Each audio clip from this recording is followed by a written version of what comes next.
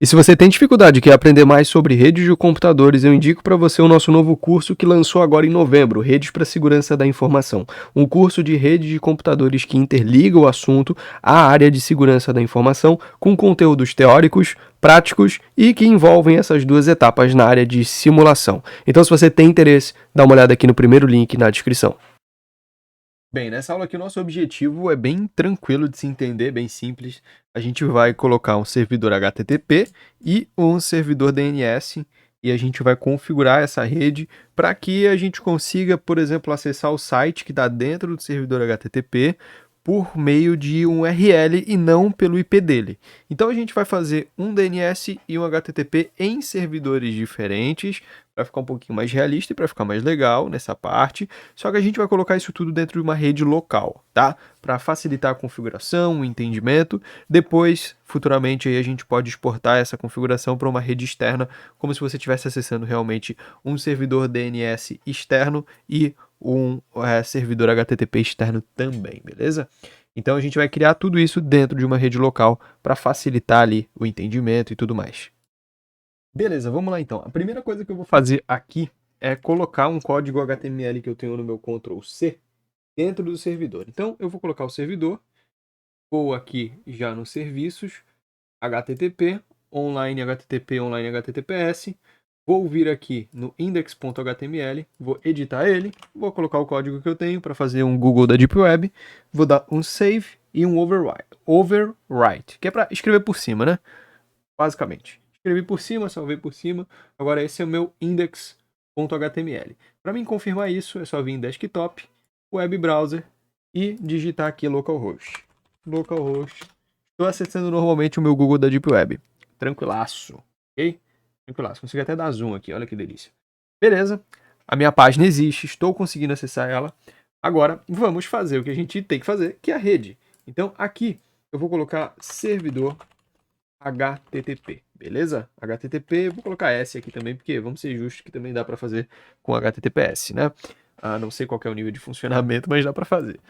Ok, agora a gente tem que colocar alguns outros itens aqui, como a gente vai fazer em home, né, em local, não tem problema a gente fazer o seguinte, olha só. Colocar um home router, beleza? Um home routerzinho, não faça isso em casa, crianças. Isso aqui é para aprender apenas. E aqui vamos colocar um empresa teste Y. Beleza? Esse aqui é o nome da empresa que a gente está testando, porque a gente está fazendo uma estrutura interna de teste só com servidores para teste mesmo e etc. Agora vamos colocar o nosso endpoint, rapidão. Aqui em endpoint eu vou colocar um laptop, que eu sempre estou usando o laptop, então eu vou colocar um laptop aqui com o nome de laptop só. Tá? E vou colocar um outro server. Esse outro server ele vai ser o servidor DNS. DNS. Show? Show então. Então a gente tem aqui uma infraestrutura montada de forma bem resumida. Vamos fazer a conexão dos cabos aqui.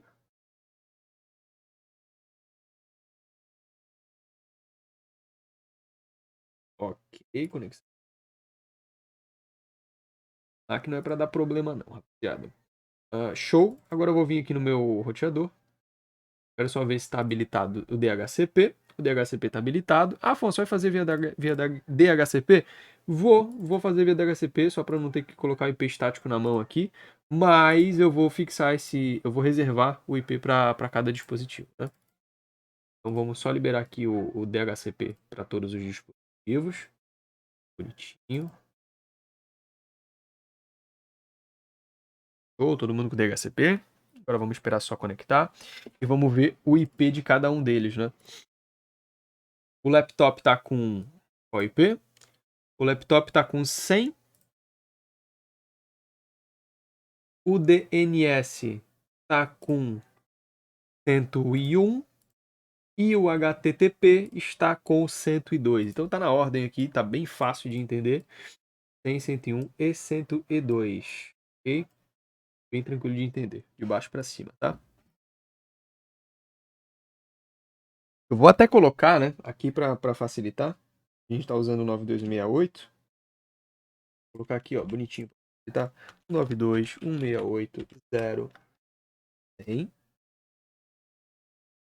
Ok? E a gente, vou dar um copy por preguiça.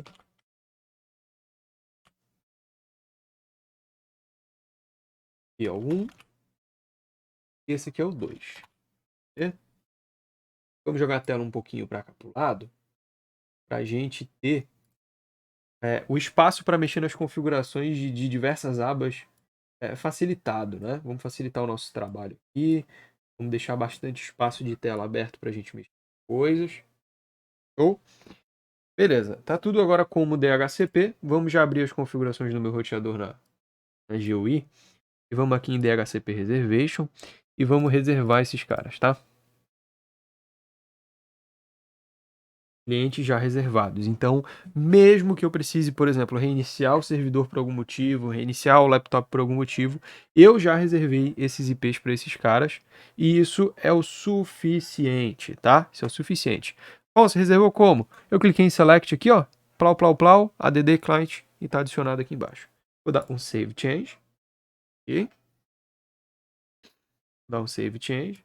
E você viu lá que o servidor eu já estava conseguindo acessar a página do servidor por meio do localhost, né? Então agora, teoricamente, eu consigo acessar via notebook o servidor também. Então eu vou vir aqui no notebook, vou em desktop, vou abrir um web browser e dentro desse web browser eu vou digitar o IP do meu servidor. 192.168.0.102 e vou dar um go e eu acesso a página aqui.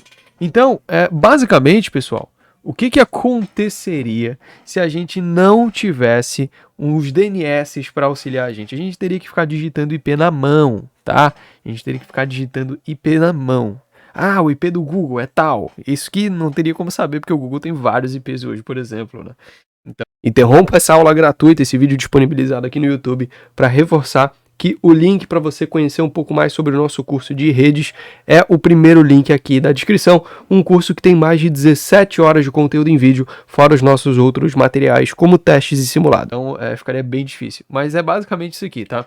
Então, eu vim do laptop, digitei o IP do meu dispositivo que está com HTTP online e ele já acessou diretamente. Por quê? Porque já está com HTTP online. Se eu colocar a porta 80 aqui, ele reconhece.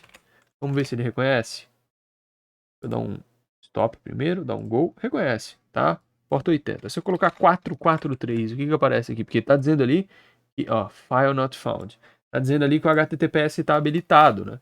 Mas eu não sei se precisa colocar algum tipo de certificado ou não. Ah, eu consigo acessar via HTTPS também, tá? Então tá via HTTPS aqui, bonitinho. Vamos até colocar um 443, será que vai? Ou ainda vai dar? Ah, agora vai. Com o HTTPS o 443 vai, né? Que a gente já viu as diferenças dessas portas também, né? Ok, Afonso, eu entendi como é que funciona. Contudo, eu não quero ficar acessando esse Google da Deep Web com o IP. Eu quero digitar normal. Beleza, vamos lá então. Vamos para o servidor DNS. Aqui dentro do servidor DNS, eu acho que ele também está com o serviço HTTP online, tá sim. Vamos deixar offline, que ele não é um HTTP. O DHCP está off, está tudo off. Vamos direto para o nosso DNS. Vamos dar um on no DNS. Ou seja, esse servidor é o meu DNS agora. E o que isso muda? Tá? Isso muda que eu tenho que ir lá no meu roteador e tenho que no roteador definir qual é o meu servidor DNS. Porque senão não vai funcionar.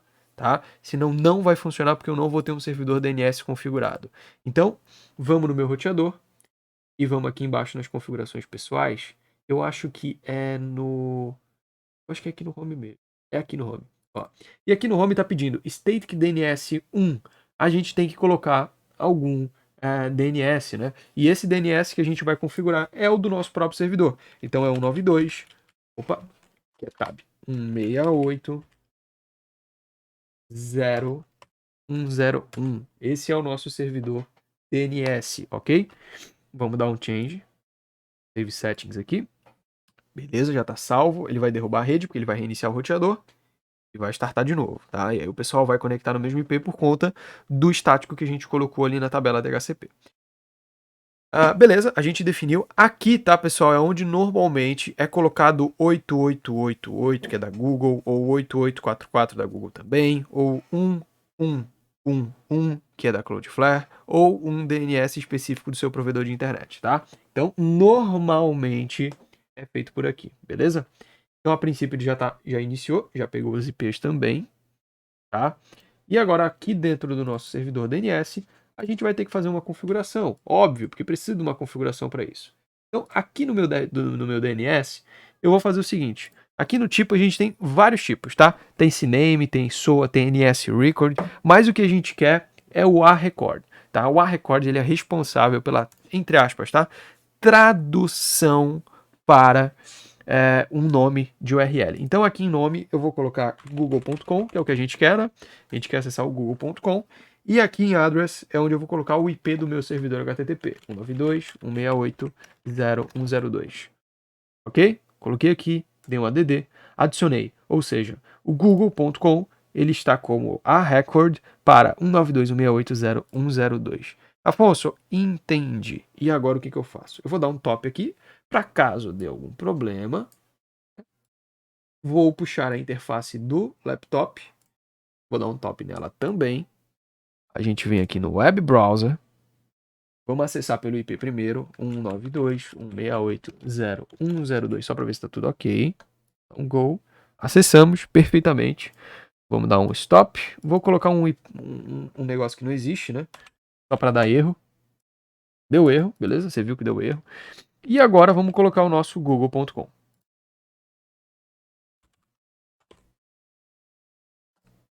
Dei um go e vou lá. Com o google.com a gente já consegue entrar no nosso servidor DNS, nosso servidor HTTP. Se eu colocar HTTPS, a gente entra também, ok? Então, nada de misterioso, nada de muito complexo para entender ali, né, entre aspas, na prática como funciona. Então, se você for fazer isso aqui, você vai ter que fazer isso aqui no cenário real. Porra, é a mesma coisa, tá? É a mesma coisa. E aí agora vamos para a parte de segurança da informação. O que pode acontecer nesse cenário? Você viu que não é tão difícil fazer esse redirecionamento. É claro que você tem que setar no roteador e tudo mais. Porém, vamos às suposições. O que pode acontecer no cenário para dar problema? Vamos lá, pessoal. A gente tem um ataque, tá? Que é chamado de DNS spoofing. Tá? O que faz o DNS spoofing? Lembra numa aula que eu falei para você que não é recomendado você, por exemplo, deixar o seu remote management, o seu gerenciamento remoto habilitado? Geralmente o gerenciamento remoto ele fica habilitado em alguma porta em específico, mas se você faz um port scanner com Nmap, você consegue verificar que o gerenciamento remoto está aberto. Pode ser porta 8081, 8044, 8041, 8443, 800, 8000, porta 8001, 8002, já vi bastante também. Então esse gerenciamento é para que o provedor de internet ele consiga acessar o seu roteador e faça atualizações e configurações nele, tá? Então as empresas geralmente elas vêm a deixar esse gerenciamento remoto habilitado. Show? Mas não é recomendado por alguns motivos. Vamos lá. Afonso, beleza. Como que o DNS spoofing ele funciona? O DNS spoofing é bem simples, tá, pessoal? Lembra que eu falei que geralmente aqui na configuração é colocado o 888 da Google ou 111 da Cloudflare? O DNS spoofing é a invasão ao seu roteador e aqui dentro da resolução DNS eles colocam um IP aleatório, tá? Vou colocar aqui um nada a ver, vou colocar 251, não, 251 não pode, né? Tá out range aqui, óbvio. Vou colocar aqui, vou deixar igual, foda-se. Vou deixar o DNS igual porque aqui na extensão não faz muito sentido. Deixa eu tentar colocar 193. 193 não. Vou colocar aqui 193, 193, 193, 193. Vamos fingir que isso aqui é um servidor malicioso. Então, alguém invadiu o teu roteador e colocou esse IP dentro da resolução. O que pode acontecer? Dentro desse servidor DNS, quando você digitar, por exemplo, google.com, ou quando você digitar facebook.com, ou o banco que você usa, por exemplo, ao invés de te direcionar para o site verdadeiro, né, ele vai te direcionar para um site de phishing, para um site falso. Porque, como você bem viu aqui, é o servidor DNS responsável por fazer essa tradução de nome para IP. Então, se dentro de um servidor DNS malicioso está configurado para te direcionar o site do seu banco, banco.com.br, para um site falso, igual ao banco.com.br, só que com phishing, você vai acabar sendo atacado pelo golpe de phishing, porque não vai nem dar para você saber que você acessou um phishing ou não, certo? Porque basicamente lá em cima na URL vai estar realmente banco.com.br. Porque, como você bem viu aqui, na nossa URL também ficou assim. Quando eu acessei lá google.com, não alterou para o IP da minha máquina. Ficou lá google.com porque é o que está configurado dentro do meu servidor DNS. Então, o DNS spoofing é a invasão ao seu roteador e a alteração das configurações do servidor DNS dentro desse carinha aqui. Tá? Então, pessoal, é o seguinte. É bem preocupante esse tipo de ataque. Esse tipo de ataque ocorre muito, tá?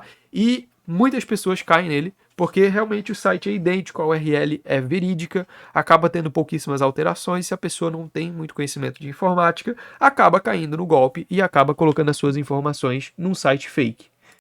Tá, beleza, Afonso. Eu entendi que o DNS spoofing faz isso, mas como que o cara vai acessar meu roteador? Bem, existem várias formas de conseguir acessar o seu roteador, tá? Uma delas é pelo gerenciamento remoto, né? Que eu falei ali, o gerenciamento remoto.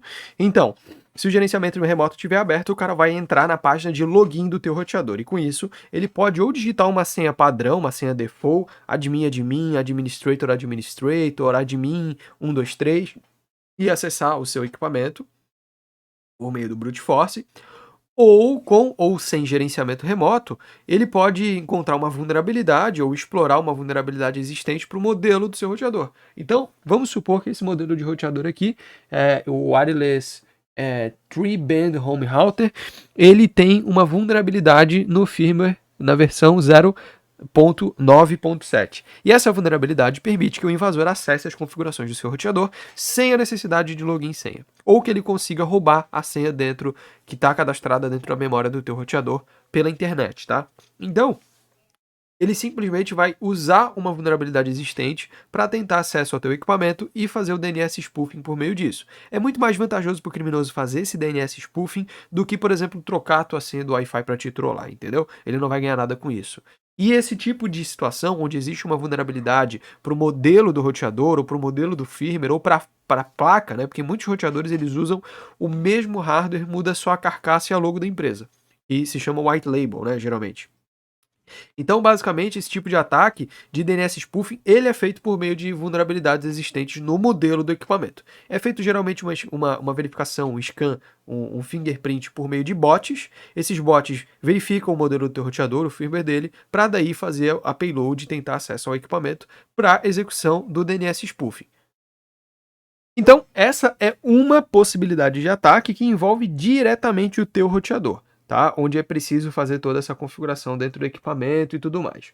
Outro ponto que pode ser feito também, caso o invasor esteja dentro da tua rede, por exemplo, é ele fazer uma configuração de um servidor DHCP ou colocar um outro roteador dentro da tua empresa, caso ele tenha acesso fisicamente à rede, né? Ele coloca outro roteador, coloca a mesma faixa de IP que você distribui no seu DHCP e, sei lá, reinicia alguns computadores, ou vê que alguns computadores estão desligados, e o que vai acontecer é que quando o computador ligar, ele vai procurar na rede qual IP que ele vai ter que coletar, né? Qual IP que ele vai receber. E ele pode tanto receber o do roteador real, quanto ele pode receber do roteador falso que o invasor acabou de colocar na rede. Tá? E aí, se ele receber o DHCP do roteador falso, automaticamente ele vai estar conectado nesse roteador falso, e dentro desse roteador falso a gente pode ter esse direcionamento por também meio do DNS spoofing, só que não, né, invadindo o roteador da empresa, mas sim colocando um novo equipamento lá dentro e esperando que o pessoal acesse.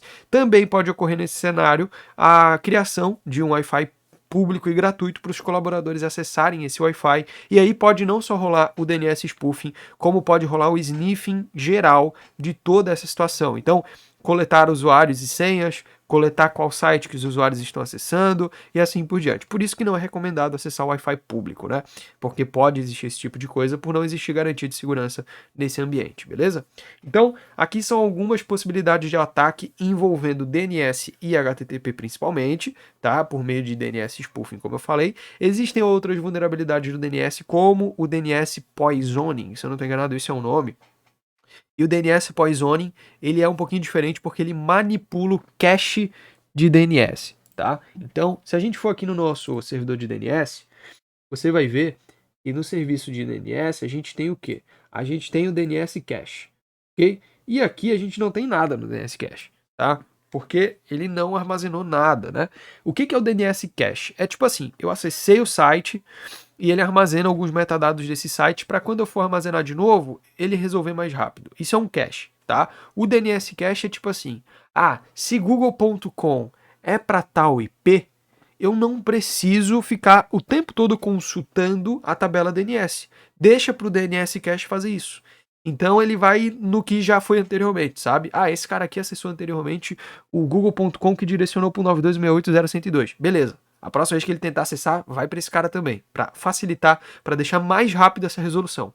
E o DNS poisoning, ele tem como objetivo acessar os arquivos de cache de DNS do servidor e manipular lá dentro. Então ele não faz um DNS spoofing, ele não altera no roteador isso e ele não altera dentro da tabela, porque isso aqui é uma tabela de DNS. Ele não altera o IP aqui dentro da tabela DNS. Ele vai no arquivo de cache e dentro do arquivo de cache ele faz uma modificação. Ele altera esse cara, tá? Então ele não mexe em nada, a não ser no cache, no arquivo de cache, tá? Então isso é o DNS poisoning. Também é uma possibilidade de ataque, ok? E o DNS poisoning, existem algumas outras subcategorias ali dentro, como, por exemplo, sujar a rede com DNS falsos e tudo mais, por meio de BGP, mas é outro rolê, é outra parada, mas se você quiser dar uma pesquisada aí, o Google tá aí, como eu já disse anteriormente, o Google, saber pesquisar no Google é uma das coisas que você precisa para trabalhar com tecnologia. Então, qualquer coisa dá um Google, entende um pouquinho mais sobre esses assuntos, mas aqui explorando algumas vulnerabilidades que podem existir nesse cenário, e a gente vai levar essas possibilidades de vulnerabilidades ao longo desse módulo, tá? Ele é um módulo de simulação, mas é um módulo para a gente bater um pouquinho na tecla das possíveis vulnerabilidades. E na próxima aula aí a gente fala um pouquinho mais sobre outras vulnerabilidades e também sobre a possibilidade aí de um ataque via DHCP. Tá? O DHCP ele parece ser super show, super tranquilo, super básico, mas também dá para fazer uma brincadeira dentro das empresas utilizando o DHCP, beleza? Além dessa que eu falei agora, né? Colocar um outro roteador, um outro servidor DHCP para que pessoas conectem no seu DHCP e não no DHCP real. Isso pode acontecer realmente, mas existem outras coisinhas que dá para fazer com o DHCP também, a gente vê isso na próxima aula, beleza? Então é isso, muito obrigado, valeu e até mais! Espero que você tenha gostado dessa aula gratuita. Não se esqueça de deixar o seu like, se inscrever no canal e compartilhar esse vídeo com os seus amigos. E é claro, dá uma olhadinha aqui na nossa grade curricular para ver se o nosso conteúdo lhe interessa lá no Redes para a Segurança da Informação, beleza? Então é isso, muito obrigado e até mais.